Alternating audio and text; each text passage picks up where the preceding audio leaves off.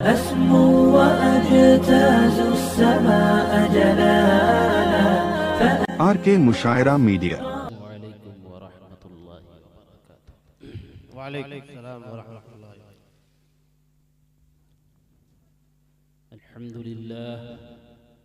अल्हम्दुलिल्लाह नहमदुहु व नस्तईनुहु व नस्तगफिरुहु व नु'मिनु बिही व नतवक्कलु अलैहि व नऊज़ु बिल्लाहि मिन शुरूरि अनफुसिना व मिन सय्यिआति अमालिना। मन यहदिहिल्लाहु फला मुदिल्ल लहु व मन युद्लिलहु फला हादिय लहु। व नशहदु अन ला इलाहा इल्लल्लाहु वहदहु ला शरीक लहु व नशहदु अन्न सय्यिदना व सनदना व शफीअना व हबीबना व मौलाना मुहम्मद व बारिक व सल्लिम तस्लीमा। अम्मा बअद फ़अऊज़ु बिल्लाहि मिनश शैतानिर रजीम। बिस्मिल्लाहिर रहमानिर रहीम।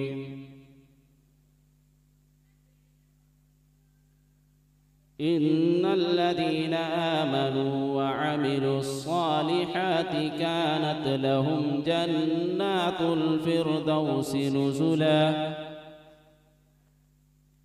वक़ाल अल्लाहु तबारक व तआला फ़ी मौज़िअ आख़र लक़द कान लकुम फ़ी रसूलिल्लाहि उस्वतुन हसनह। वक़ाल अन्नबिय्यु सल्लल्लाहु अलैहि वसल्लम अल अमीरु अल्लज़ी अलन नासि राइन वहुव मस्ऊलुन अन्हुम वर्रजुलु राइन अला बैतिही वहुव मस्ऊलुन अन्हुम वल्मरअतु राइयतुन अला बैति बालिहा व वलदिही वहिय मस्ऊलतुन अन्हुम वल्अब्दु राइन अला मालि सय्यिदिही वहुव मस्ऊलुन अन्हुम। अला फकुल्लुकुम राइन व कुल्लुकुम मस्ऊलून अन रइयतिही औ कमा क़ाल अलैहि स्सलातु वस्सलाम।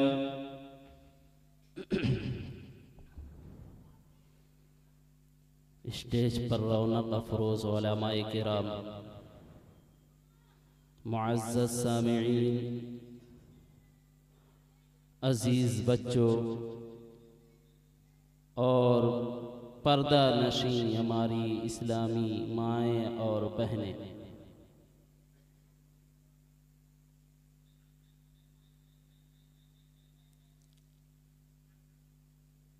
सबसे पहले मैं प्रोग्राम के इंतज़ाम और मुंतज़िमीन हज़रात को मुबारकबाद पेश करता हूँ। खुसूसन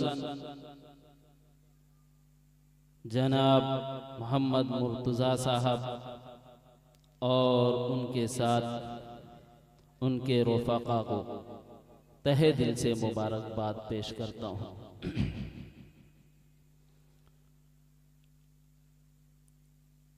मेरी यह हाज़िरी आपके शहर बालेश्वर के गांव गनीपुर रमना के अंदर पहली मर्तबा हुई है। मैं एक अदना सा तालिबे इल्म हूँ,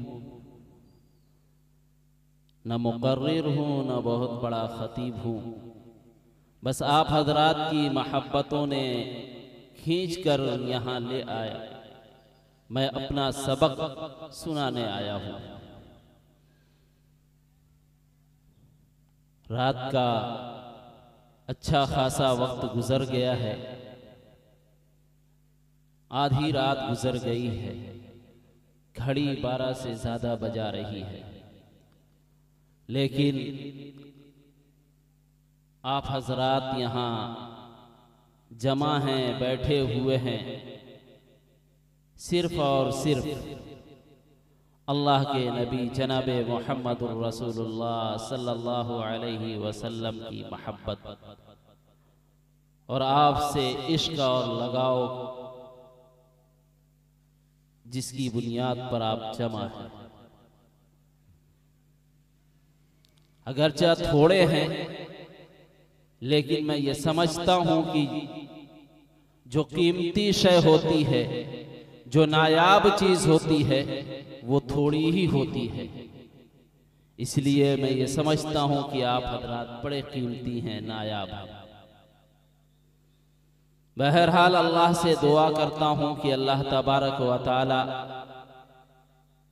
मुझ गुनहगार और अदना तालिब इल्म की ज़बान से कुछ काम की बातें अदा करा दे, जो हमारे लिए और तमाम उम्मत मुस्लिमा के लिए ज़िंदगी की राहों पर चलने का एक नमूना बन जाए। जिस उन्वान से ये प्रोग्राम रखा गया है, अल्लाह के नबी जनाब मुहम्मदुर रसूलुल्लाह सल्लल्लाहु अलैहि वसल्लम की सीरत, ये उन्वान बहुत वसी है, बहुत कुशादा है। ये समुंदर से अगर इसको ताबीर किया जाए तो मेरी समझ में वो भी नाकाफी है। अल्लाह के नबी सल्लल्लाहु अलैहि वसल्लम की सीरत और आप सल्लल्लाहु अलैहि वसल्लम की शान और आपका मकाम कोई बयान करना चाहे, कोई उसको लिखना चाहे, कोई उसको उजागर करना चाहे, तो उसकी ज़बान थक सकती है, उसका कलम जवाब दे सकता है, लेकिन अल्लाह के नबी की तारीफ और अल्लाह के नबी की शान पूरी नहीं हो सकती। यह ऐसा समंदर है कि अगर एक किनारे से वो उसमें दाखिल होता है तो दूसरा किनारा और साहिल का दूसरा किनारा वो चाहे उबूर कर ले तो उबूर नामुमकिन है। कि एक शायर है, अल्लाह के नबी सल्लल्लाहु अलैहि वसल्लम की उसने मदह सराई में, अल्लाह के नबी सल्लल्लाहु अलैहि वसल्लम की शान में, अल्लाह के नबी सल्लल्लाहु अलैहि वसल्लम की तारीफ में उसने कलाम लिखना शुरू किया। खुद उसका बयान है कि मेरी उम्र 30 साल की जब हुई तो मैंने अल्लाह के नबी सल्लल्लाहु अलैहि वसल्लम की तारीफ लिखना शुरू किया। और कब तक लिखा? 40 साल तक लिखता रहा। 70 साल की जब मेरी उम्र हो गई तो मैंने अपने कलाम को देखा। अल्लाह के नबी सल्लल्लाहु अलैहि वसल्लम की जो सीरत मैंने लिखी, जो अल्लाह के नबी सल्लल्लाहु अलैहि वसल्लम की तारीफ लिखी, अल्लाह के नबी सल्लल्लाहु अलैहि वसल्लम की हम्द लिखी, अल्लाह के नबी सल्लल्लाहु अलैहि वसल्लम के औसाफ लिखे, अल्लाह के नबी सल्लल्लाहु अलैहि वसल्लम के अखलाक लिखे, अल्लाह के नबी सल्लल्लाहु अलैहि वसल्लम के बचपन की जिंदगी लिखी, अल्लाह के नबी के मक्का के हालात लिखे, अल्लाह के नबी की मदीना की जिंदगी को लिखा। हमने अपने 40 साल लिखे हुए कलाम को जब देखा तो वो शायर खुद कहता है कि ना तमाम है। फिर उसने कहा कि मैं आखिरी शेर लिखता हूं। अपनी जिंदगी का उसने आखिरी शेर लिखा और एतराफ़े शिकस्त और ये इस बात का इकरार किया कि अल्लाह के नबी सल्लल्लाहु अलैहि वसल्लम की सीरत, अल्लाह के नबी की शान को मैं नहीं लिख सकता। उसने इसका एतराफ किया। लिखा आखिरी शेर उसने, थकी है फिक्रे रसा मदह बाकी है, थकी है फिक्रे रसा मदह बाकी है, कलम अब लपा है मदह बाकी है, वरख तमाम हुआ मदह बाकी है, लिखा तमाम उम्र मदह बाकी है। यह आखिरी शेर उसने लिखा अपनी जिंदगी का और उसने ये एतराफ कर लिया, इस बात का इकरार कर लिया कि थकी है फिक्रे रसा मदह बाकी है, कलम अब लपा है मदह बाकी है, तमाम उम्र लिखा मदह बाकी है। पूरी उम्र पूरी जिंदगी उसने अल्लाह के नबी की शान और अल्लाह के नबी के अखलाक और औसाफ को लिखा, लेकिन आखिर में उसने ये कहा कि लिखा तमाम उम्र मदह बाकी है। अल्लाह के नबी की शान, अल्लाह के नबी के औसाफ, अल्लाह के नबी की तारीफ, अल्लाह के नबी के अखलाक कोई लिखना चाहे, कोई बोलना चाहे, कोई बयान करना चाहे तो उसके बयान में पूरी अल्लाह के नबी की तारीफ आ ही नहीं सकती। अल्लाह के नबी सल्लल्लाहु अलैहि वसल्लम के औसाफ, अल्लाह के नबी के अखलाक, अल्लाह के नबी का उसवा, अल्लाह के नबी का तरीका, अल्लाह के नबी की ज़िंदगी, अल्लाह के नबी का बचपन, अल्लाह के नबी के हालात मक्का, अल्लाह के नबी की मदनी ज़िंदगी एक बड़ा समंदर है कि किसी एक पहलू को अगर कोई लिखना चाहे तो उसमें भी वो थक जाएगा, क्योंकि अल्लाह के नबी के बेशुमार हालात हैं। आप अल्लाह के नबी के बचपन के हालात देखिए कि अल्लाह के नबी सल्लल्लाहु अलैहि वसल्लम दीन की राहों में कितनी कुर्बानियां पेश की, कि जब अल्लाह के नबी सल्लल्लाहु अलैहि वसल्लम मक्का की गलियों में अल्लाह के दीन की दावत लेकर चले तो आपकी दावत का कोई और इनकार नहीं किया, आपकी दावत का कोई और मुखालिफत नहीं किया।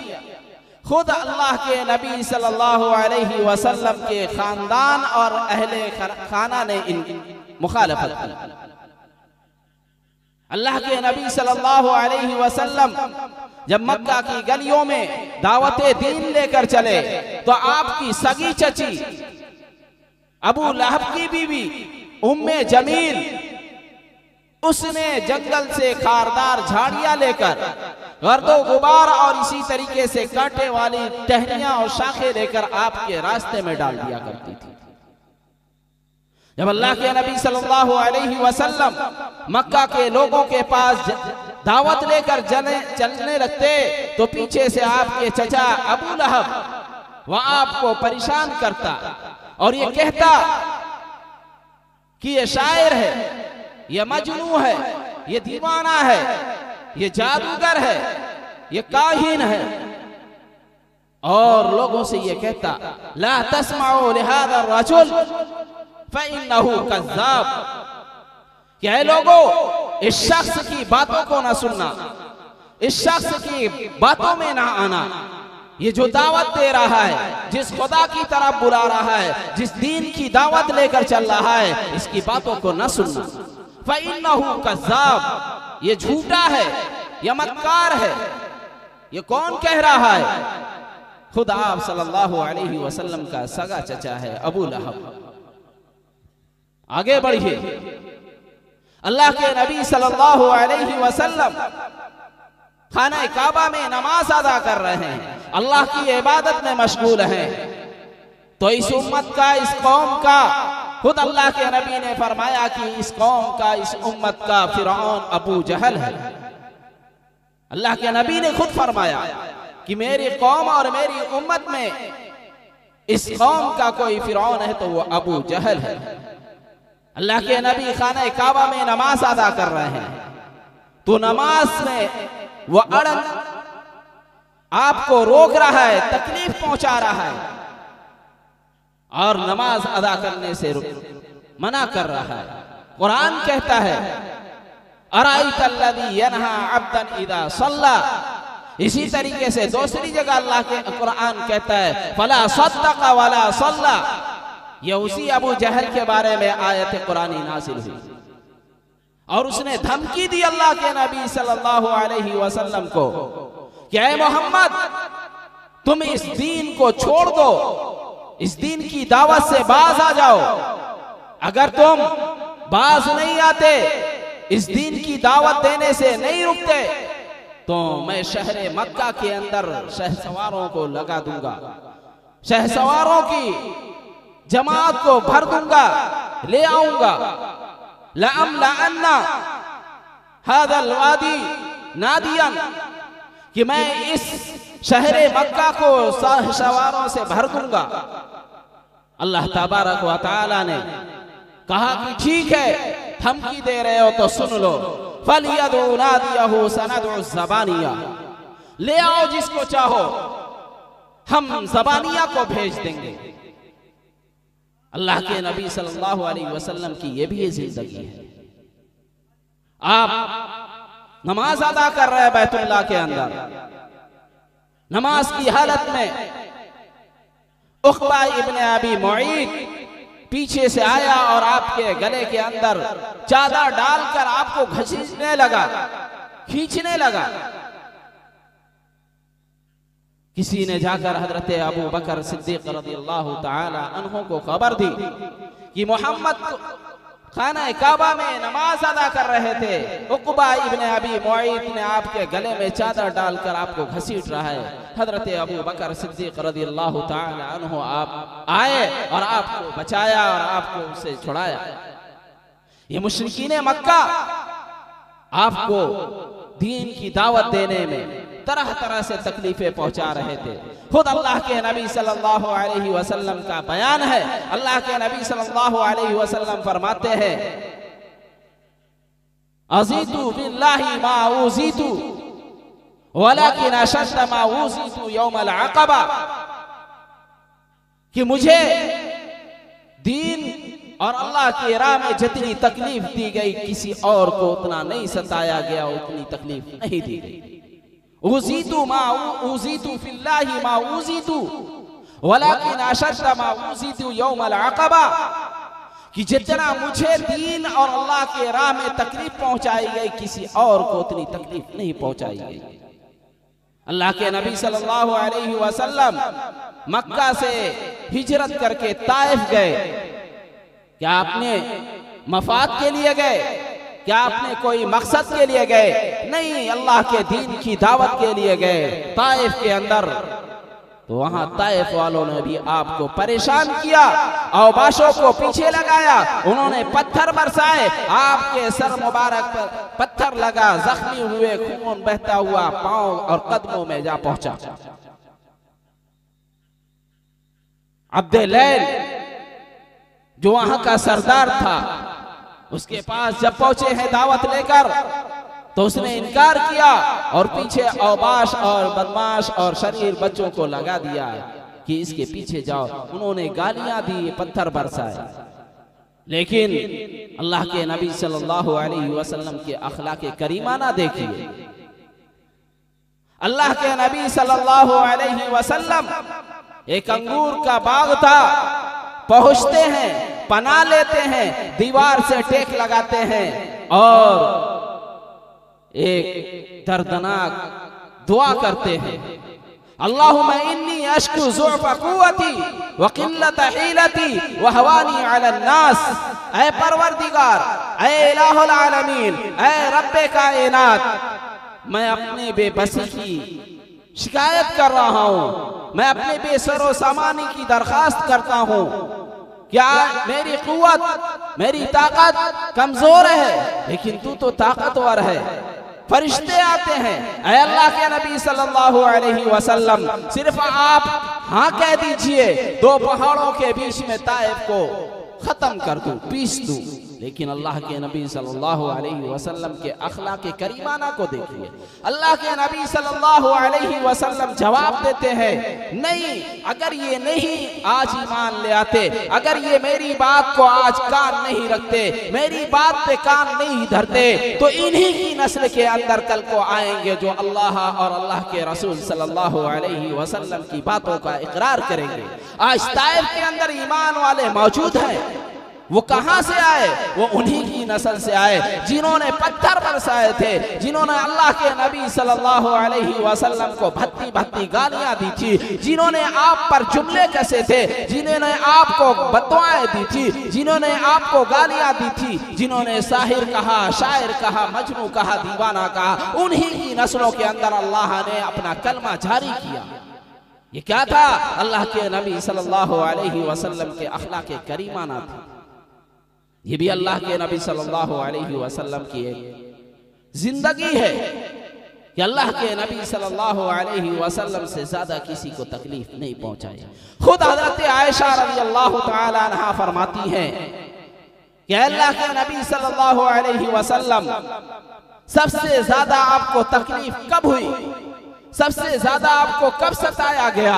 अल्लाह के नबी सल्लल्लाहु अलैहि वसल्लम फरमाते हैं कि ताइफ में जो मुझे पत्थर बरसाए गए, जो उन्होंने मुझको गालियां दी, जो मुझ पर बद्दे बद्दे जुमले कसे, मुझे जो ताइफ के अंदर पेश आया उससे ज्यादा तकलीफ मुझे और कभी नहीं हुई। अल्लाह के नबी सल्लल्लाहु अलैहि वसल्लम की ये भी एक जिंदगी है। लेकिन है मुसलमानों कि अल्लाह के नबी सल्लल्लाहु अलैहि वसल्लम जिस दीन के लिए मक्का की गलियों के अंदर, मक्का के बाजारों के अंदर, मक्का के वादियों के अंदर तकलीफें बर्दाश्त करते रहे, अजियतें बर्दाश्त करते रहे, आपको सताया जा रहा था, आप पर जुल्म और सितम के पहाड़ तोड़े जा रहे थे, कभी ताइफ के अंदर आप पर पत्थर बरसाए जा रहे थे, कभी आपके घर वालों ने आपकी दावत का इनकार किया, आपकी मुखालिफत की। उस दीन के खातिर अल्लाह के नबी सल्लल्लाहु अलैहि वसल्लम अपने जिस्म को लहूलुहान करते रहे। आज हम उन्हीं के नाम लेवा हैं, आज हम उन्हीं के कलमा गो हैं, लेकिन आज हमारी जिंदगी का क्या हाल है कि कितना हमारी जिंदगी के अंदर अल्लाह के नबी सल्लल्लाहु अलैहि वसल्लम का तरीका है, अल्लाह के नबी सल्लल्लाहु अलैहि वसल्लम से हमारी कितनी मोहब्बतें हैं, अल्लाह के नबी सल्लल्लाहु अलैहि वसल्लम की जिंदगी हमारे अंदर कितनी है, अल्लाह के नबी सल्लल्लाहु अलैहि वसल्लम के तरीके पर हम कितना अमल पैरा हैं। आज हम अपना मुहासिबा करें। लक़द कान लकुम फी रसूलिल्लाहि उस्वतुन हसना, कुरान कहता है तुम्हारे लिए अल्लाह के नबी सल्लल्लाहु अलैहि वसल्लम की जिंदगी में बेहतरीन नमूना है। आ जाओ अल्लाह के नबी सल्लल्लाहु अलैहि वसल्लम के तरीके पर, आ जाओ अल्लाह के नबी सल्लल्लाहु अलैहि वसल्लम की जिंदगी पर, आ जाओ अल्लाह के नबी सल्लल्लाहु अलैहि वसल्लम की सूरत पर, अल्लाह के नबी सल्लल्लाहु अलैहि वसल्लम की सीरत पर। आज हमारे नौजवानों को अच्छा नहीं महसूस होता कि वो अपने चेहरों को अल्लाह के नबी की सुन्नतों से सजाएं। माफ कीजिएगा अगर खराब लगे, बुरा लगे। आज हमारा नौजवान चेहरों पर सुबह सवेरे क्लीन शेव करता है, दाढ़ी जो अल्लाह के नबी सल्लल्लाहु अलैहि वसल्लम की सुन्नत है, तमाम नबियों ने उसको सजाया अपने चेहरों के ऊपर, जो कि जीनत है।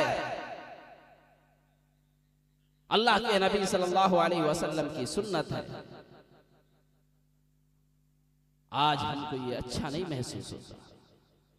हम क्लीन शेव करते हैं, साफ करते हैं, दावा करते हैं अल्लाह के नबी सल्लल्लाहु अलैहि वसल्लम के हम आशिक हैं, अल्लाह के नबी सल्लल्लाहु अलैहि वसल्लम से मोहब्बत करने वाले हैं। मोहब्बत उसी वक्त समझी जाएगी जब अल्लाह के नबी के तरीके पर चला जाए, अल्लाह के नबी की सूरत और सीरत को अपनाया जाए। सिर्फ जबान से कह देना कि अल्लाह के नबी से मोहब्बत करते हैं, लेकिन अमल देखो तो अल्लाह के नबी सल्लल्लाहु अलैहि वसल्लम की सीरत और सूरत से खिलाफ है।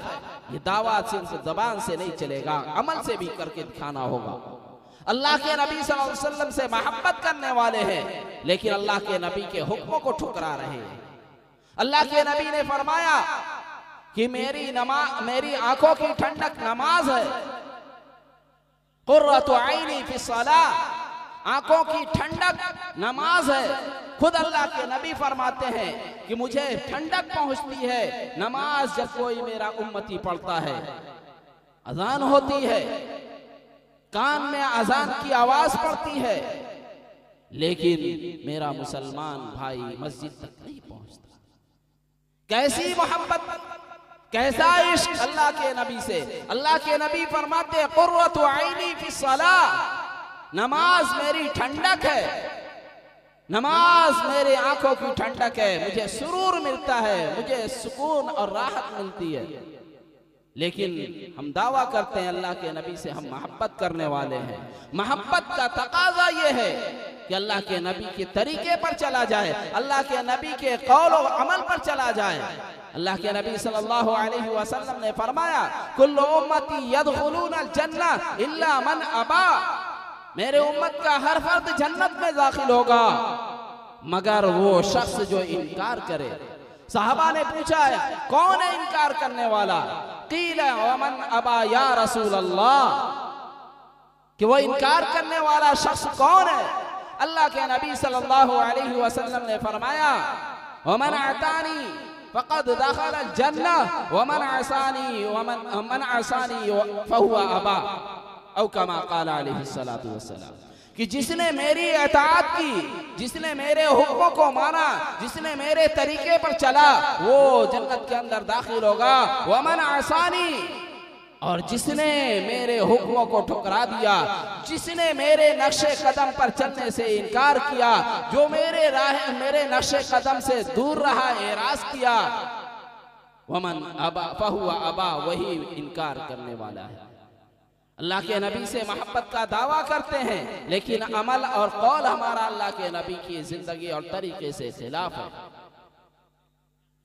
दावा का तकाजा ये है कि जब मोहब्बत का दावा किया जाए तो उस पर अमल करके भी दिखाया जाए।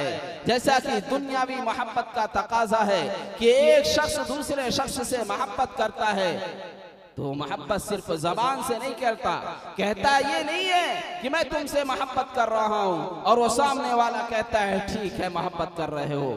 वो दलील मांगता है कि अगर मोहब्बत करते हो तो मोहब्बत का इजहार होना चाहिए। वो कहता है हाँ ये दलील है कि जो तुम कहोगे वो मैं करके दिखलाऊंगा। वो कहता है कि ये कर दो, उसके लिए वो तैयार हो जाता है।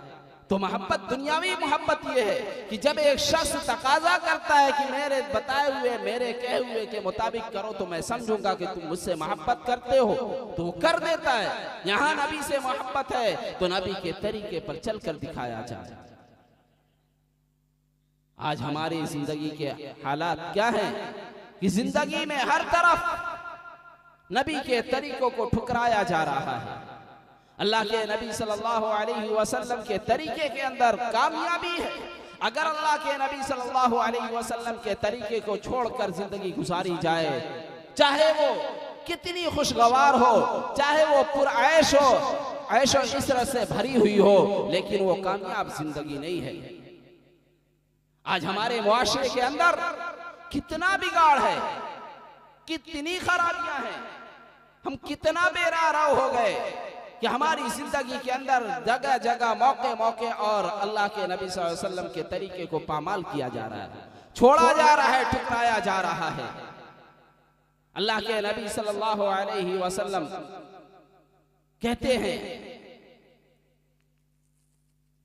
कि वालिदैन जब बूढ़े हो जाएं, सहारे के मोहताज हैं, वालिदैन के साथ हुस्ने सुलूक किया जाए, उनके साथ अच्छा बर्ताव किया जाए।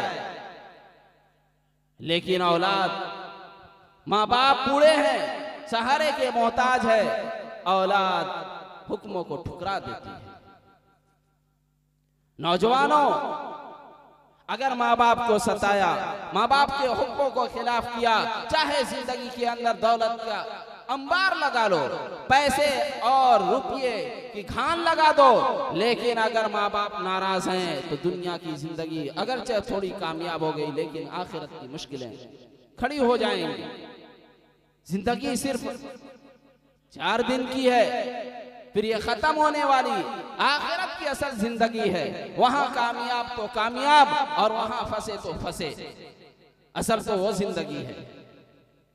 इसलिए अगर जिंदगी के अंदर खुशी और कामयाबी चाहते हैं तो नक्शे कदम अल्लाह के नबी सल्लल्लाहु अलैहि वसल्लम को अख्तियार किया जाए, उनके तरीके को चुना जाए कि अल्लाह के नबी सल्लल्लाहु अलैहि वसल्लम का बर्ताव क्या था।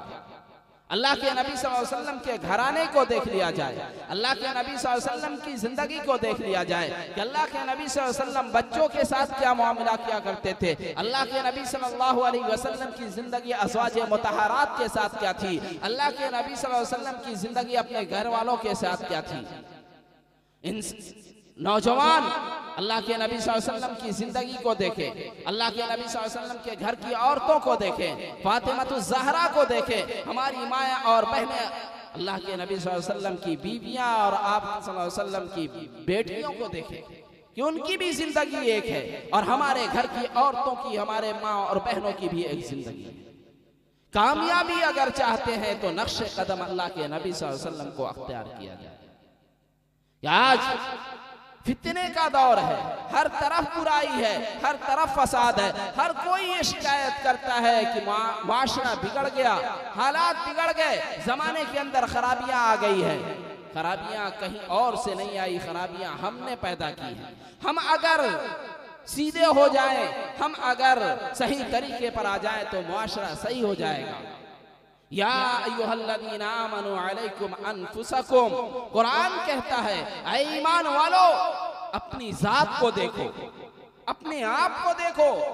हर इंसान से पूछा जाए कि फसाद कहां से आया, मुआशरे के अंदर, सोसाइटी के अंदर खराबी कहां से पैदा हुई। जिससे पूछा जाए वो कहेगा फला से, फला से, फला से। अगर घर के अफराद से पूछा जाए, जिम्मेदार से पूछा जाए तो कहेगा कि बच्चे के खराबी होने की, बच्चे के खराब होने की वजह से, बच्चे के बिगड़ जाने की वजह से। और अगर बच्चे से पूछा जाए कि मुआशरा कैसे खराब हुआ, फसाद कैसे आया, बिगाड़ कैसे पैदा हुआ, कहेगा कि अब्बा के बिगड़ जाने की वजह से। अगर देहाती से पूछा जाए तो कहेगा शहरी के बिगड़ जाने की वजह से। शहरी से पूछा जाए वो कहेगा देहाती के बिगड़ जाने की वजह से। माओ से पूछा जाए तो कहेंगी कि बेटियां की वजह से, बेटियों से पूछा जाए तो कहेंगी माओ की वजह से। लेकिन कोई अपने को नहीं कहेगा। अपनी जात को देखो, फला को ना देखो कि फला क्या कर रहा है, फला की जिंदगी कैसी है, फला के अंदर क्या कमी है, फला के अंदर क्या खराबी है। अपने आप को देखो। अगर हम सही हो गए, हमारे तरीके सही हो गए, हमारी जिंदगी सही हो गई तो मुआशरा सही हो जाएगा। मुआशरा हमसे बनता है। किसी साहब ने हजरत पीर जुल्फकार नक्शबंदी रहमत दामत बरकातुहुम से पूछा, उनके मलफूजात में है, किसी ने पूछा क्या आपको अल्लाह ने इतना मकाम दिया, अल्लाह ने आपको दुनिया में इज्जत से नवाजा, आप जरा बताएं कि फसाद और बिगाड़ मुआशरे में इतना ज्यादा है, कोई तरीका बता दीजिए, कोई रहनुमाई फरमा दीजिए जिससे मुआशरे की इस्लाह हो जाए। तो हज़रत फरमाते हैं मुआशरे की इस्लाह हमसे है। हम अगर सही हो गए, हम अपने आप की इस्लाह कर लिए, मुआशरा सही हो जाएगा, मुआशरे की इस्लाह हो जाएगी। कुरान की आयत इसी की तरफ इशारा करती है, या अय्युहल्लज़ीना आमनू अलैकुम अनफुसकुम, ऐ ईमान वालो अपने आप को देखो, अपनी जात को देखो। फला क्या कर रहा है, फला की जिंदगी कैसी है, फला के अंदर क्या अयूब है, फला के अंदर क्या खराबी है, फला के अंदर क्या कमी है, फला ऐसा है, फला के दिन ऐसे गुजरते हैं, फला की रातें यहाँ गुजरती है, फला का मामला फला से ऐसा है, फला के ताल्लुक फला से खराब है, फला की रिश्तेदारी फला से सही नहीं है। आप फलाने को ना देखें, आप उसको ना देखें, अपनी जिंदगी को देखें कि हमारे अंदर क्या कमी है। हमने अपनी इस्लाह कर ली, फला ने अपनी इस्लाह कर ली, मुआशरा साफ और सही हो जाएगा। यहां तो हम दूसरे पर इल्जाम धरते हैं और दूसरी तरफ आप अल्लाह के नबी सल्लल्लाहु अलैहि वसल्लम की जिंदगी को देखिए। अल्लाह के नबी सल्लल्लाहु अलैहि वसल्लम के हालात ये थे कि अल्लाह के नबी सल्लल्लाहु अलैहि वसल्लम रातों को अल्लाह की इबादत और जिक्र अस्कार में मशगूल हैं। सुबह सवेरे गुहार लगाते हैं, माँ अबदना का हक़ इबादतिक, फरमा रहे हैं माँ अबदना का हक़ इबादतिक, ऐ परवरदिगारे आलम, ऐ रब्बे कायनात, ऐ रब्बुल आलमीन, जो इबादत का हक था हमने इबादत उस तरीके से ना की। कौन कह रहा है? खुद अल्लाह के नबी सल्लल्लाहु अलैहि वसल्लम कह रहे हैं, माँ अबदना का हक़ इबादतिक, जो हक था इबादत का ऐ परवरदिगार वो हमसे अदा ना हुआ। अल्लाह के नबी सल्लल्लाहु अलैहि वसल्लम रात को जिक्र अस्कार कर रहे हैं, अल्लाह की याद में मशगूल हैं, इबादतें, नफलें, वज़ाइफ और तस्बीहात, अल्लाह की नबी की जिंदगी दिन और रात इसी में गुजर रही है। सुबह सवेरे उठते हैं और गुहार लगाते हैं, माँ अबदना का हक़ इबादती, ऐ परवरदिगार जो हक इबादत का था वो हमसे अदा नहीं हुआ। वहां अल्लाह के नबी दूसरे को नहीं कह रहे हैं, अपने को कह रहे हैं, जो हक था इबादत का वो अदा नहीं हुआ। आइए हजरत अबू बकर को देखिए, हजरत अबू बकर रज़ी अल्लाह तआला अन्हु का हाल ये था। वो कह रहे हैं हसरत और यास और इस फिक्र में कि काश की मेरी माँ ने मुझे जन्म ना दिया होता, काश की मेरी माँ मुझे जन्म ना दी होती। और नीचे आइए, हजरत उमर फारूक रज़ी अल्लाह तआला अन्हु, वो जलीलुल कद्र सहाबी जिसका मकाम व मर्तबा ये है कि वो जो बात कहता था अल्लाह कुरान बना देता था। 18 मकामात कुरान के अंदर ऐसे हैं जो हजरत उमर रज़ी अल्लाह तआला अन्हु की मंशा और उनके इरादे थे और उनकी चाहत थी, अल्लाह ने कुरान बनाकर पेश कर दिया। हजरत उमर रज़ी अल्लाह तआला अन्हु की ज़बान होती थी, उधर अल्लाह का कुरान होता था। वो हजरत उमर जो अल्लाह के नबी सल्लल्लाहु अलैहि वसल्लम के मुराद हैं, वो फरमाते हैं, कहते हैं अल्लाह के नबी सल्लल्लाहु अलैहि वसल्लम के राजदार सहाबी हजरत हुज़ैफा इब्नुल यमान रज़ी अल्लाह तआला अन्हु से उनके घर जाकर, जबकि हजरत उमर फारूक रज़ी अल्लाह तआला अन्हु अमीरुल मोमिनीन हैं, खुद हजरत हुज़ैफा इब्नुल यमान रज़ी अल्लाह तआला अन्हु के मकान पर पहुंचते हैं। राजदारे नबी हैं, अल्लाह के नबी सल्लल्लाहु अलैहि वसल्लम के राजदार सहाबी हैं। वो फरमाते हैं कि ऐ उमर, आप बता दिए होते मैं आ गया होता, लेकिन कह रहे कि नहीं, अल्लाह के नबी सल्लल्लाहु अलैहि वसल्लम ने तुझे मदीना के मुनाफिक की खबर दी है, लिस्ट दी है, जरा देखो उसमें कहीं मेरा तो नाम नहीं है। कौन कह रहा है? हजरत उमर फारूक रज़ी अल्लाह तआला अन्हु कह रहे हैं, जिनके बारे में ये गुमान हो सकता है कि वो भी मुनाफिक हो सकते हैं। लेकिन क्या कह रहे हैं? ऐ हुज़ैफा इब्नुल यमान, जरा उस लिस्ट में देखो कहीं उमर का तो नाम नहीं है। हजरत अली रज़ी अल्लाह तआला अन्हु को देखिए, जो अल्लाह के नबी सल्लल्लाहु अलैहि वसल्लम के दामाद हैं, इसी तरीके से दीगर सहाबा, लेकिन किसी ने नहीं कहा कि फला फला फला। और हमारा हाल यह है कि मुआशरे के अंदर अगर बिगाड़ और फसाद है तो हम कहते हैं कि फला सही हो जाए मुआशरा सही हो जाएगा, फला अगर सही हो जाए तो मुआशरे के अंदर अच्छाई आ जाएगी, हम अगर सही हो गए तो मुआशरा सही हो जाएगा। या अय्युहल्लज़ीना आमनू अलैकुम अनफुसकुम, ऐ ईमान वालो खुद को देखो, ऐ ईमान वालो अपनी जात को देखो, अपनी जात में क्या कमी है, अपनी जात के अंदर क्या ऐब है, उस ऐब और उस कमी को दूर कर लो, मुआशरे के अंदर खराबी दूर हो जाएगी। तरह तरह की खराबियां, तरह तरह के बिगाड़ हैं। आज का हाल यह है कि आज एक मोबाइल आ गया है, इस मोबाइल के जरिए क्या नई खराबियां हो रही है, क्या नहीं हो रहा है। हम समझते हैं कि बस हमारे हाथ में मोबाइल आ गया, हम जिस तरह चाहें उसका इस्तेमाल कर लें। जरा याद रखिएगा, हम आजाद नहीं हैं, हमारे ऊपर कोई न कोई निगरां है। और अल्लाह तबारक व तआला ने जगह जगह बयान किया कि तरीके तरह तरह से हम निगरानी करते हैं। जमीन भी हमारी देख रेख कर रही है। आप समझते हैं सिर्फ घर और मकान में, दुकान में कैमरे लगा दिए, सीसीटीवी, तो उसमें तस्वीरें कैच हो रही हैं, वो कैप्चर कर रहा है, इसलिए हम उसके सामने डर जाते हैं और उसके सामने मोहतात रहते हैं और कोई गड़बड़ी नहीं करते। क्यों? इसलिए कि कैमरे की नजर में है, कैमरे की निगाह में है। अगर गड़बड़ी करते हैं तो कैमरा कैच कर लेता है और उसको महफूज कर लेता है। जरा कुरान की आयत को पढ़िए, कुरान भी कहता है कि ऐ इंसानों, ख्वाबे गफलत में ना रहो, सोए हुए ना रहो, तुम्हारे हर हरकतों सकनात को अल्लाह तबारक व तआला ने कैमरे की निगाह में रखा है। हम क्यों गाफिल हैं? सूरह ज़िलज़ाल की आयत है, यौमइज़िन तुहद्दिसु अख़बारहा बिअन्ना रब्बका औहा लहा। ये जमीन जिस पे हम चलते हैं, जिस पे हम जिंदगी गुजारते हैं, जिस पे अपने मकानात बनाते हैं, वो जमीन हमारी कैमरे का काम करती है, हमारे हर हरकतों सकनात को कैच करती है।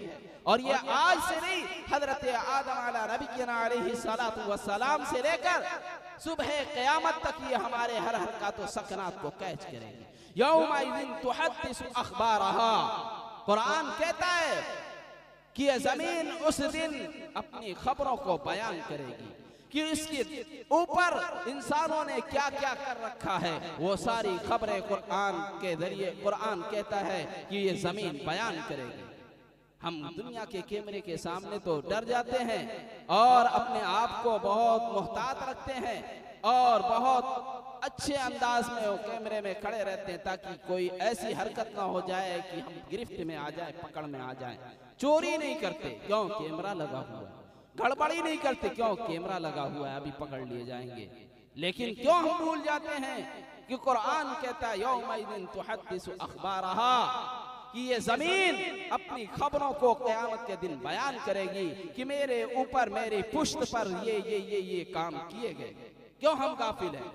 इसी तरीके से इंसान के आज़ा, इंसान के बॉडी के अंदर अल्लाह तबारक व तआला ने वो चीज बना रखी है, वो गवाही देंगे, गवाही देंगे। उनके कान, उनके आंख और उनके जिस्म के हिस्से गवाही देंगे। कान भी गवाही देगा, इसी तरीके से उसकी निगाहें भी गवाही देंगी और उसकी खाल भी गवाही देगी। क्यों हम गाफिल हैं? जिस कान और जिस आंख और जिस्म के जिस हिस्से को हम बचाने के लिए झूठ बोलेंगे, कल क़यामत में वो हमारे खिलाफ खड़े होकर गवाही देंगे। अल यौम नख्तिमु अला अफ़वाहिहिम व तुकल्लिमुना ऐदीहिम, कुरान की सूरह यासीन की आयत है।